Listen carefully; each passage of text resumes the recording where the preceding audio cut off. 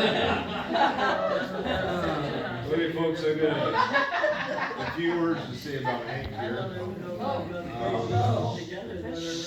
Hopefully he'll enjoy this. We'll see.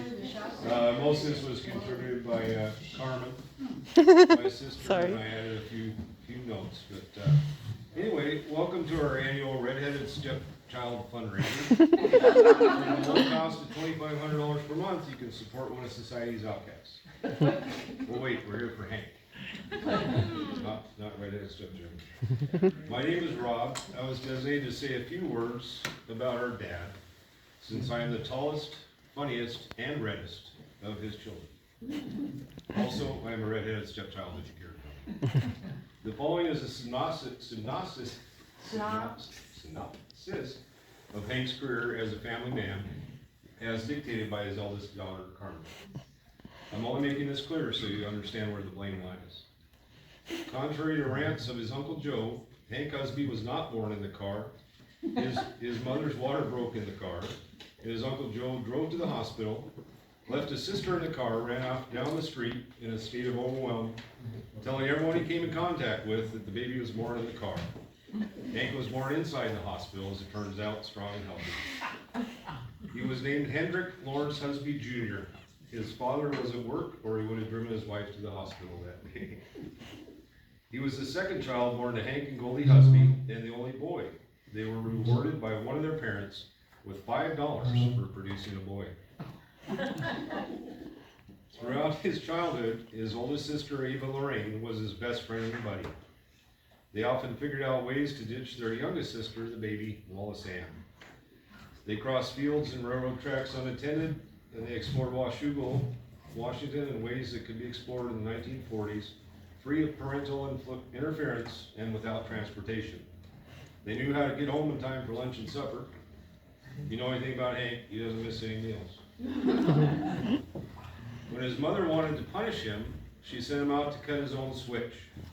This happened to me too, this could be my story. He mistakenly always cut the thinnest switch, believing it could hurt less. He has not told us how old he was when he discovered his error. He enjoyed dogs and life inside the barn. He has always managed to find a job fit for his age. He had a newspaper route, he shoveled manure, and he weeded gardens, were some of the ways he managed to keep coins in his pockets at all times when he was a kid. He headed off to college, dreaming of becoming a dairyman. In pursuit of an education, he learned many valuable things, such as how to braid a cow's tail for a show, spread straw in the stall of a dangerous bull, how to get a cow to expel a toxin, and that ivory soap does not kill a cow when the cow eats it, but it does make interesting bubbles. We won't talk about the other pranks involved. After college, he met and married Marlene Banks, joined the Army, moved back east, and had a total of 4 children in 4 years. The marriage didn't hold up, and Hank spent 4 years as a single parent. When his oldest daughter was 9 years old, he married Lois Hawkins, who came with a 2-year-old son named Nathan. Hank adopted Nathan and was married to Lois until her death in 1998. By this time, Hank had changed a lot of diapers, peeled a lot of potatoes in the Army, watered a lot of plants in greenhouses, shoveled more manure, milked a cow or two, and gained years of experience as a Sunday school superintendent. He worked for many years at the Crown Zellerback paper mill in Camas, on the floor, in their lab, and ended his last years with the company as a fireman, preventing fires and in general getting a lot of exercise. With 5 adult children and a multitude of grandchildren, he had much to fill his life, but he wasn't satisfied with that, and he began to search for another wife.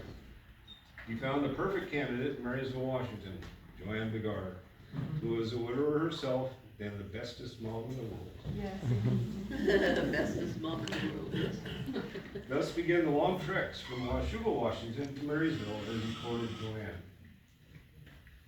He bought a brand new Chevy S10 to ensure there would be no breakdowns, and stayed at my aunt's house for the weekend to avoid any appearance of impropriety.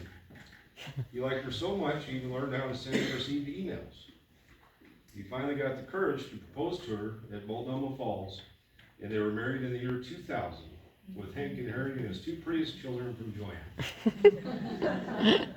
On a personal note, it was a strange but emotionally happy day for me. In my 30s, when Hank asked for my mother's hand in marriage, and therefore to be my dad. I count myself incredibly lucky to have had two men in my life to look up to and be proud to call my father. Happy birthday, Hank. We love you. We love you.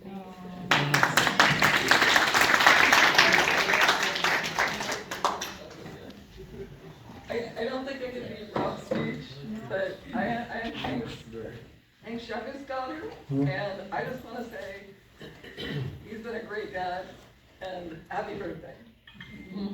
And Nate's on his way.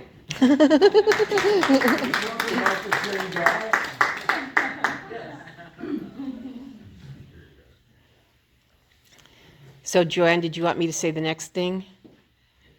Say the next thing, Carmen. Okay, I got this. But I'm going to quit videoing about now because my arm hurts.